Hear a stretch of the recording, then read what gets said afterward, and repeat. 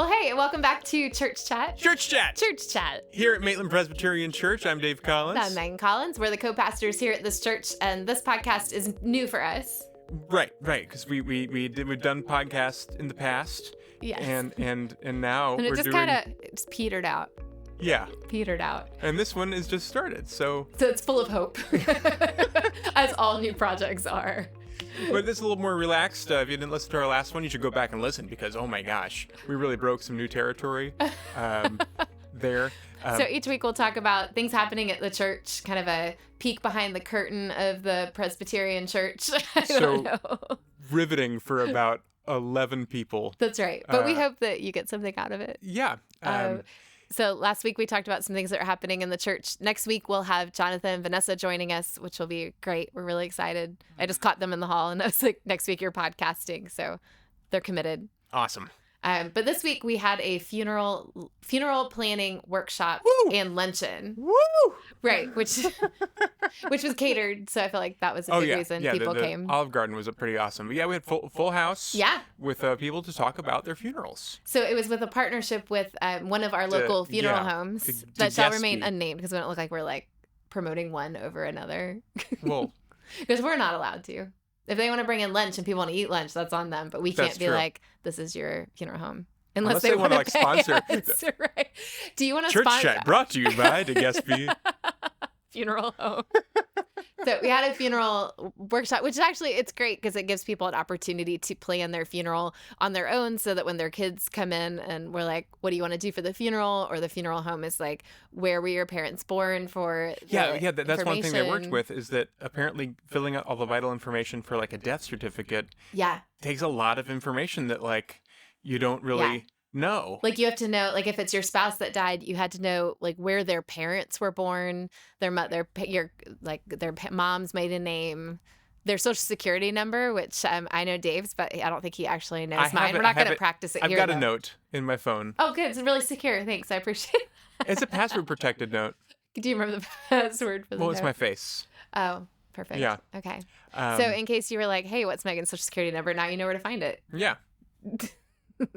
Great. So we had a funeral planning luncheon to talk about what to think ahead about on your funeral. But because it was a funeral home coming in, most people probably know this, but I don't know that I fully knew it until we went into ministry, that all funeral directors, or at least the high majority of funeral directors, are also morticians. Like they do all the embalming and all the, like, they work in crematoriums. It's a full service job. Yeah. That you just think of them as like friendly person in a suit who greets you in the funeral home. But more often than not, they're also the person who's doing all the like stuff in the basement, you know. the basement of the mortuary. It's usually like, I guess up north it was always in a basement. Here, probably not. Just a back. Yeah, there's no basements. Back room. So anyway, so they talked a lot about cremation. Yeah. So that time. Because here at the church, if you don't know this, another ad for Maitland Pres, we have a memorial garden. Right. That has it's very beautiful, and right outside of our sanctuary, it's this nice little garden with a little brick wall, little fountain running, and I'm painting a little picture. We should just take the camera out there and show people. And you can have ashes interred there. Yeah, but only ashes. Right. And the funeral director was kind of talking about, how, that's not something that everyone is for. Like some religions are against cremation. Ours is fine with it. So she had some interesting stories about, the details about cremation. Yeah, I was a little worried because at first you had stepped out of the room at this point to take a call for church stuff, and she was getting like pretty specific about what happens when you get cremated, and like they put she talked about the tag they put on your toe with the number and how that tag then goes in the box with the cremains. And so I was a little worried that like our folks from church would be like, it would be too much, but people were super interested. Like they had lots of questions. So one of the questions one of our members asked is, what if you have titanium in your body? Because she said if you have a pacemaker, I think it was a pacemaker defibrillator, one of those, they have to remove it before cremation because it can explode. Right. No way. Yeah, it can explode. And so the whole crematorium would explode. Like it's not. I mean, it's not like a bomb. It's probably just like a pop. In my head, it's like a movie. Cut away to a faraway shot and the whole thing. Yeah. Oh. No, so it could explode. But so one of our men who was at the workshop asked about titanium because he has titanium in his knees, which I thought was a really good question. And she said they do remove titanium before cremation. And someone asked, "What do you do with it?" And she said that they offer it to the family, but they can donate it to local. There's a local nonprofit that like sells the titanium because it's actually worth Oh yeah, something. it's a very expensive metal. Yeah, but then she said one family did ask for the titanium, the two plates from the passed away the man's knees, and then someone asked what did they do with it, and she said they made it into the handlebars of their motorcycle. That's pretty cool. Right? Yeah. Like I've heard a lot of things about things people do with cremains or otherwise, but that was a verse. It's only related because it's, about doing things with your loved ones' bodies. I read recently that it's only like 10 or 15 states in America, I think I have this right, where it's legal to keep someone's tattooed skin. And so they'll in those states you can like say if you had like a whole back piece or something, you could have that turned into art and then have it hung on your wall. They must preserve it. Well, it's leather, right? So there's Okay. in libraries there's rare books that are they're bound in human skin. Okay. So it's a good, you could make a nice bag out of this, but it's not legal everywhere. There's lots of places where you can't do that, with kind of makes sense. But here you can. I don't know It's if we Florida. have that. Of course you can. I mean, you would think freedom in Florida, but I don't know. But Huh. it's more like what a weird thing. Be like turn around and be like, oh yeah, that's that picture. Yeah, that's Grandpa. That is fascinating. Literally Grandpa, hanging on the wall. That's super interesting. So, Okay, so back to cremation. oh yeah, Right? and so part of the reason that some, like if you're Jewish, you can't be cremated. Some denominations Right. in Christianity is no cremation, is because of their very specific beliefs about the resurrection. Right. Right. That how we want to make sure that we have our bodies in the resurrection, which is something we believe in, and I'm personally very excited about the resurrection. Yeah. Which I feel like we should take like a 2-minute digression here Okay. because in the movies, when the movies have presented the Christian view of death of like you die and your body is done, and then this like ghostly spirit form. But no, it looks of just you. like you. It just comes out. You get Sometimes killed. it And then, reaches behind Tom someone Jerry. and you make a pot, there's a song in the background in Ghost. So it kind of has this like ghostly, like you can see through version of yourself, but really what we believe is after you die that sometime in the future there will be this like final resurrection when everyone will be back in bodies the way Jesus was in a body after he died. And So God will have perfected everything. yeah, so it'll be like and- you, but like the really great version of you. Yeah. Like you won't have like pain, or like if your knee is like a bum knee now, like it won't be a bum knee in the resurrection. But you will be in a body for Right. eternity. And what and yeah, you're right that the Tom and Jerry version of the afterlife and the popular conception is that that the afterlife is this disembodied existence, and for a lot of people that denigrates life. Right. That you hear people talk about, well, they're finally free, and there's this and this is in Greek thought, this idea that like the spiritual is all that really matters, and the physical is somehow less than. And we don't believe that. We believe that the physical is the real existence, and that's really baked into our theology. Yeah. Yeah.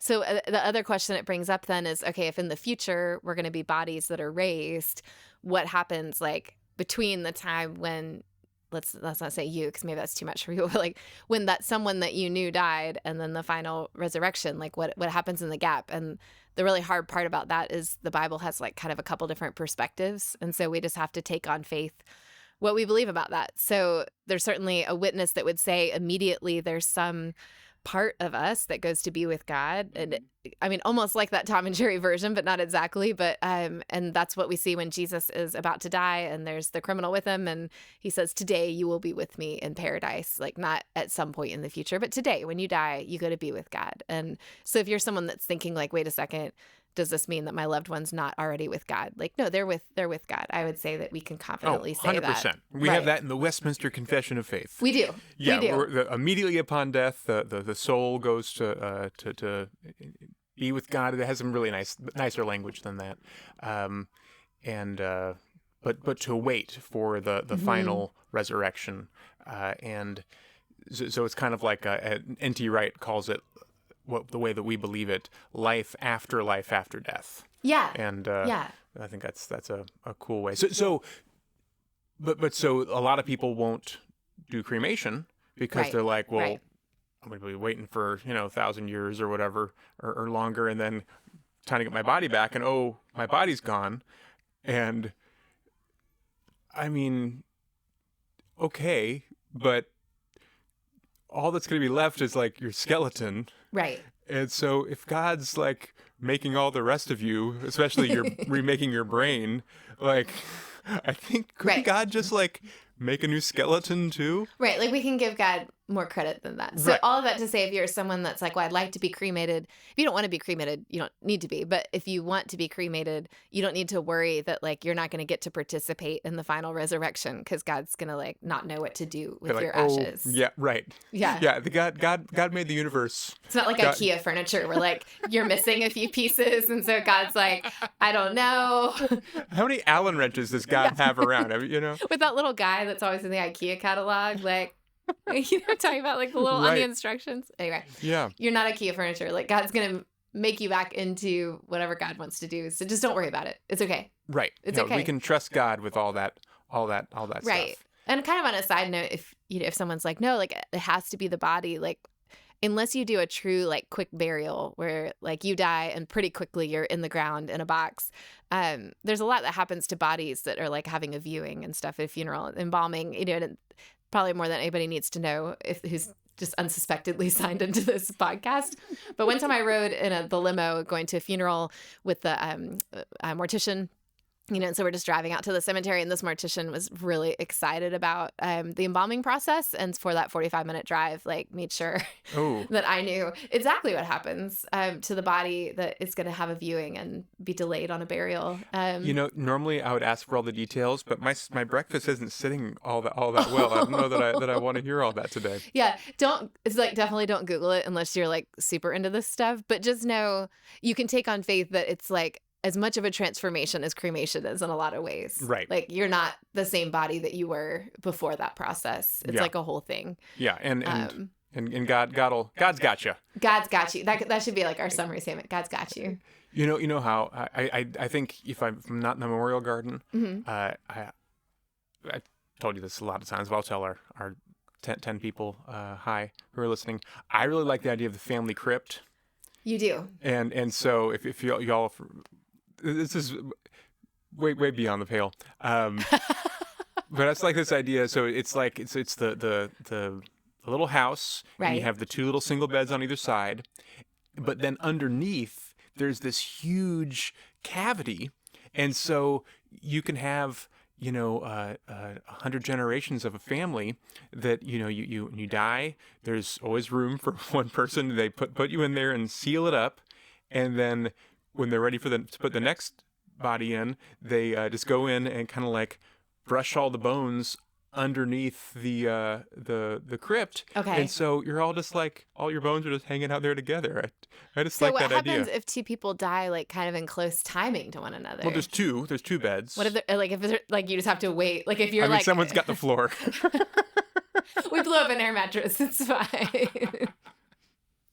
But like, then okay, again, I'm so sorry. If you're uncomfortable with death, this is not the podcast for you. Like, turn it off. Go do something else.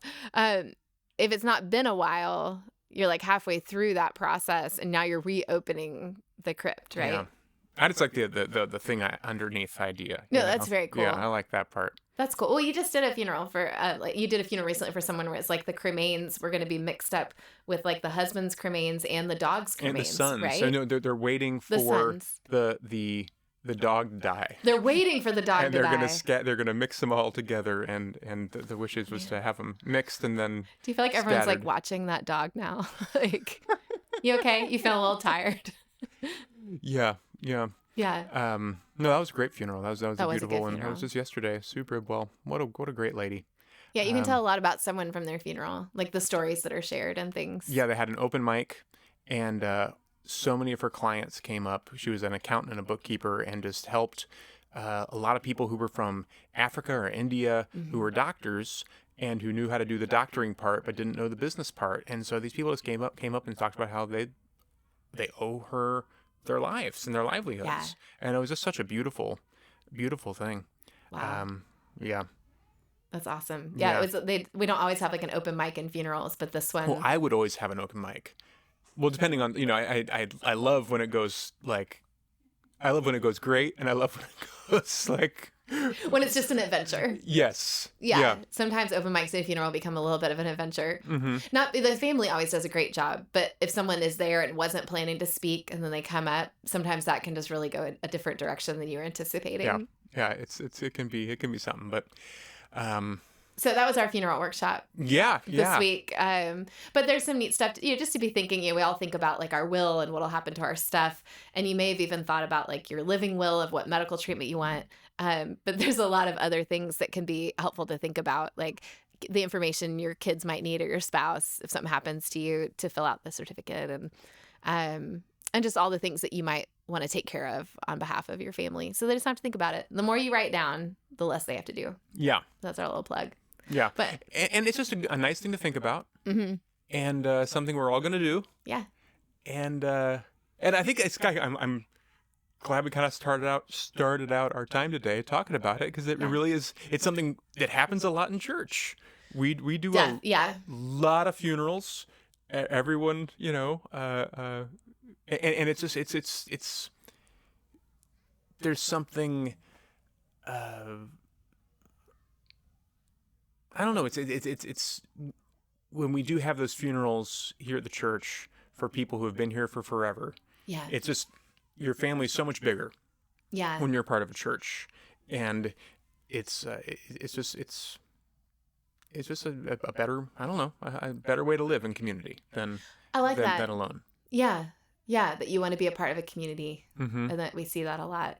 I feel like, we do a lot. We do a lot with death Yeah. in our line of work, but it gives you a really good perspective. Makes our kids a little weird, probably, Our compared kids to their are very peers. weird. Because we've always talked to our kids probably too much Like, about been what really we do. open about what we do. We probably should have Yeah. kept some secrets about what it's There's like not to like be a lot of pastors. 5-year-olds that know what hospice is, but ours did, Yeah. and could explain it.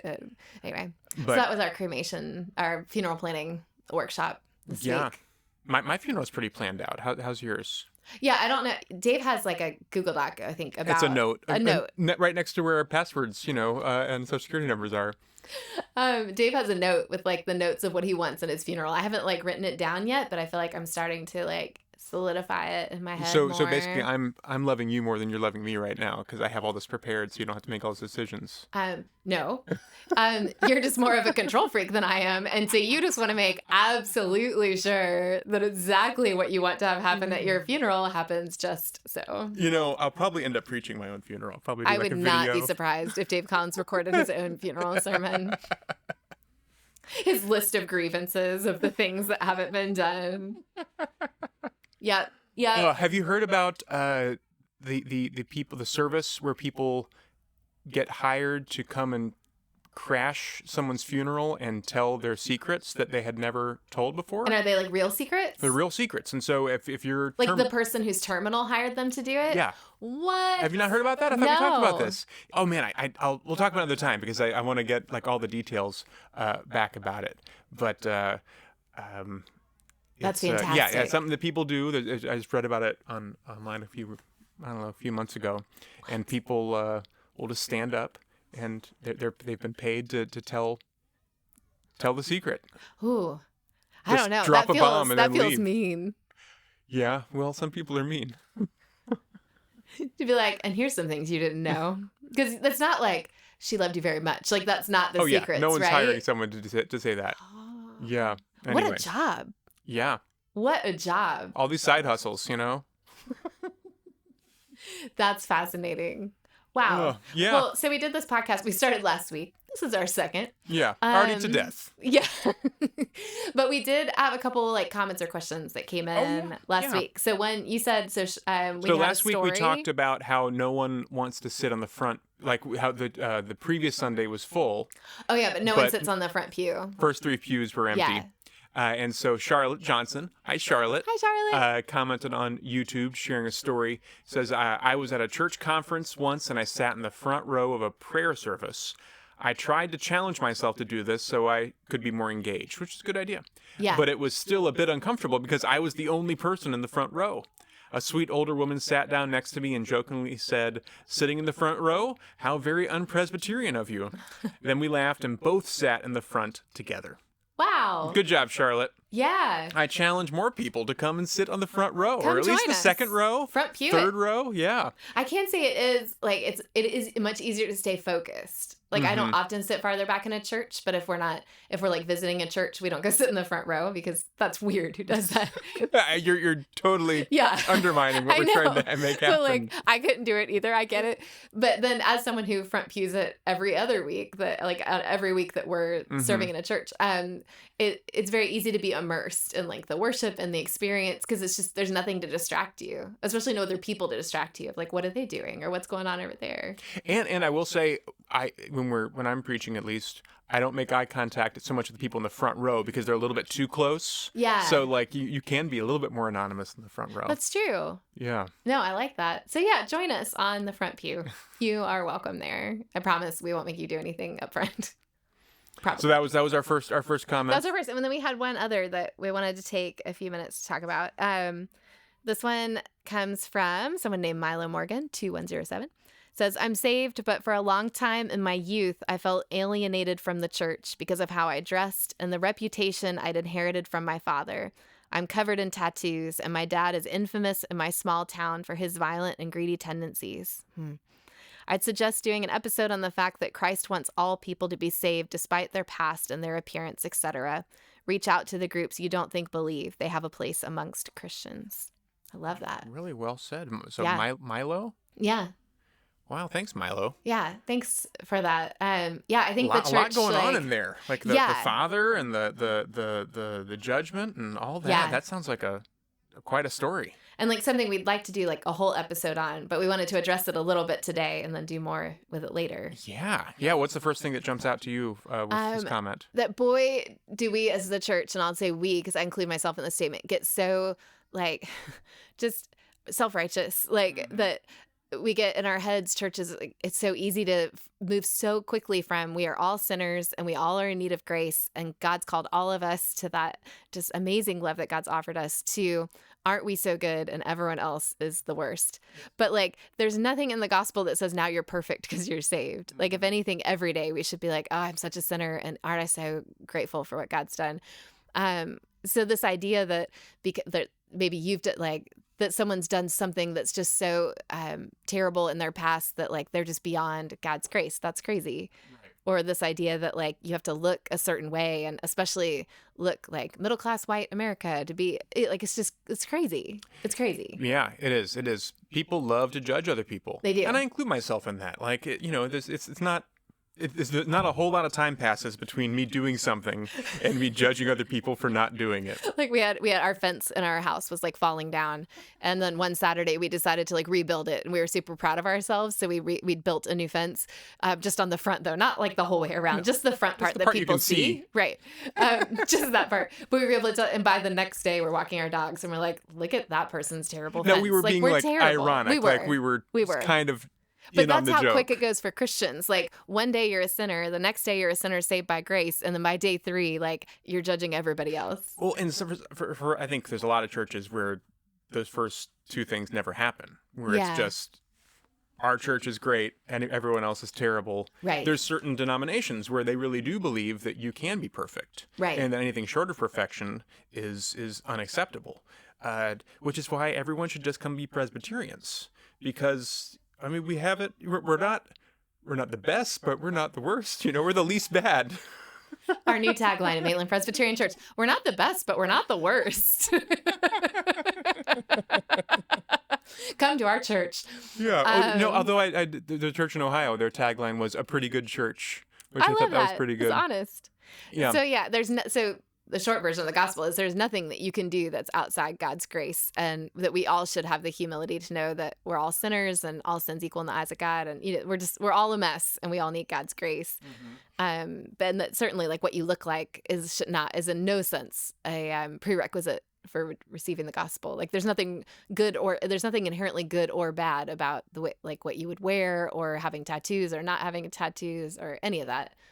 Like that's stuff that we do in our heads. But speaking to Milo's like situation, and anyone who's in kind of that similar situation, I think being in a small town makes it difficult. There might not be many choices of churches to go to or people to find, but when you do, if there's a church where people are judgmental, and just don't go to that church. Like find another church. Right. Although that's hard to say too, because sometimes people have one bad experience with a church, and that's their whole experience, and so they're gone forever. But when people show you who they are, believe them. And if people are a bunch of judgmental hypocrites, like that's who they are. And it's not because they're Christians. They just have found a way to find a group of people who are also judgmental hypocrites who can cover their judgmental hypocrisy in spirituality or in religion. And people do that with anything. Yeah. But especially with religion, and especially with Christianity in this country. We do not have a great reputation, and we have earned that bad reputation. Yeah. Not we at this church, that we're not the best or not the worst. And that's been the story of God's people, like for the whole Bible. So right now at our church, we're reading through the whole Bible in a year. And like God does something great, and God's people, the Israelites at this point in the text, like are really faithful for like a minute, and they stop worshiping other gods and making idols, and they follow God, and they're like, we are never going to turn away from God again. We have figured it out this time. And then you flip to the next chapter and it's like, and then they made an idol and worshiped it and forgot God entirely, like over and over again. And so we're not saying that anybody can be perfect, like everybody's going to fall in trouble. But where we really get in trouble is where we start to think that we're perfect and that other people are the problem. So, Milo, we'd love to have you at our church. Yeah. Because we'd love to have everybody here. And you sound great, actually. Yeah. The tattoo thing is another discussion, but I think we touched briefly on it last time. Yeah, we talked about that. I think maybe that's where the comment came from. Yeah. So tattoos are not a problem. That's the short version. It barely mentions it in the Bible. It's in the Old Testament. Tattoos at that time were more a sign of like being a slave of Pharaoh, and so you were branded as a slave. And so when God's people were freed, if they were going around getting tattoos, it would have kind of looked like thumbing their nose at God, what God had just done. Right. So it wasn't like now when you're like, I'm going to get a tattoo of like my grandparents' signature of my name. Like that's not. Or of Calvin peeing on something. Whatever you want to do. Like, you do you. I mean, like, maybe don't do whatever you want to do. I don't know. Because we talked some about, like, what tattoos we would get last time. So, tattoos are not a problem. Already repeating ourselves. Another two weeks in a row. We're already repeating ourselves. I can't remember we had talked about I feel like people do get judgy about tattoos or not tattoos. And yeah. Basically, just stop it. Yeah. Stop judging other people. Let's just all do the best we can. I think he brings up a good point about, like, his father, though, too. Yeah. You know, that's a stickier one. That when you've been in a small town for a long time, and your reputation, we're talking about that in it comes up in the Bible when there are readings about generational curses, and that you are in so many ways your family, and it's so hard to break away, and show people who may have been hurt by someone in your family that, like, you're different.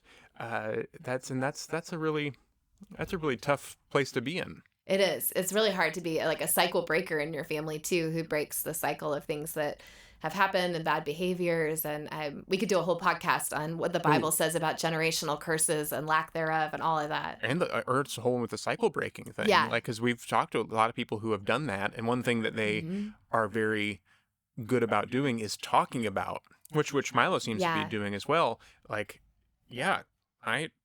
my family are nightmares, and like I've decided to break that cycle. Yeah. And you can't pretend like that's not true. Right.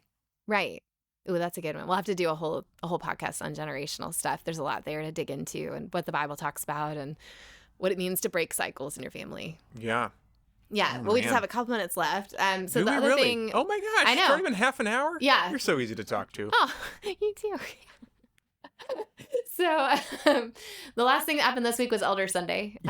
Love Elder Sunday. So elders in the Presbyterian Church are the people who are elected by the congregation, which is something different that's not always true in other churches. Another way that we're better. So the congregation elects its own leaders, and those people make all the decisions of our church. And we're Presbyterian, so they're men and women. And they make all the decisions for the church. So this week they led worship, which was really neat. Mm-hmm. Yeah, we have a session of 9 elders. Yeah. Which is the best number. I mean, maybe 12 is 12's slightly probably better, and 7, probably slightly but better. Yeah.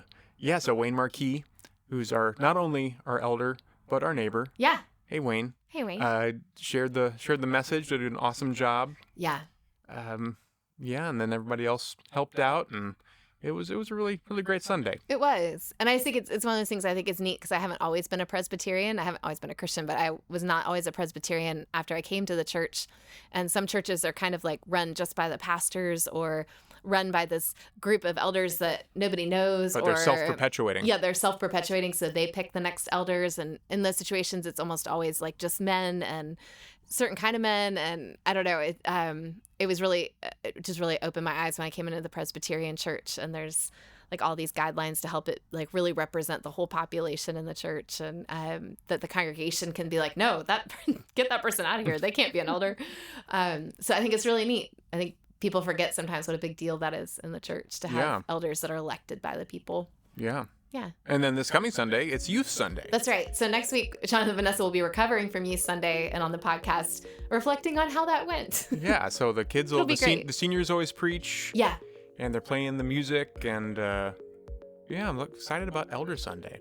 And then am I up next week? Then you're up. Yeah. Then you have to get back to work. Man. I know. I need to figure out what to do. Well, hey, thanks for joining us for Church Chat. We hope you'll come back next week. Yeah, and if you have any, John and Vanessa here with us. John and Vanessa, if you have any questions, comments, do it on the YouTubes and the Facebooks, and we get them in our email. That's right. We'll talk about them. All right. We'll see you guys next week. Bye. Bye.